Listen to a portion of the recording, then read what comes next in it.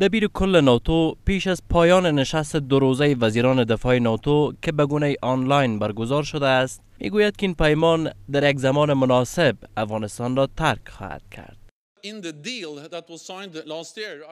توافقنامه‌ای که سال گذشته امضا شد، من در آن زمان در کابل بودم و در این معامله مهلت اول مهمه وجود دارد، اما وعده خروج ما از افغانستان مبتنی بر شرایط است و طالبان باید به تعهداتشان عمل کنند. از کنفرانس ناتو من یقین دارم که با در نظر داشت شرایط افغانستان، با در نظر داشت مطالعه‌ای که از تطبیق موافقتنامه دوحه و شرایطی که در او هست تصمیم معقول را بگیرند.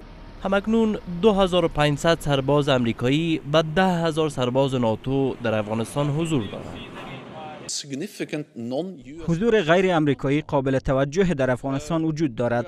اکنون تقریبا 10,000 سرباز ناتو در افغانستان حضور دارند و اکثر آنان از ایالات متحده نیستند و من فکر میکنم که این ارزش ناتو را برای ایالات متحده نیز نشان میدهد.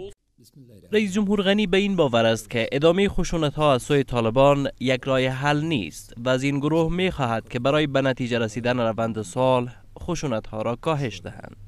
به مو اندازه که خشونت زیادتر شده، به مو اندازه حقانیت جمهوریت ثابت شده و مورد احترام قرار داره و ضرورت واضح برای از اینکه فشارهای مثبت همه جانبه بالای طالبان و حامیانشان ایجاد شود باعث یک ضرورت منطقوی و بین‌المللی احساس شد.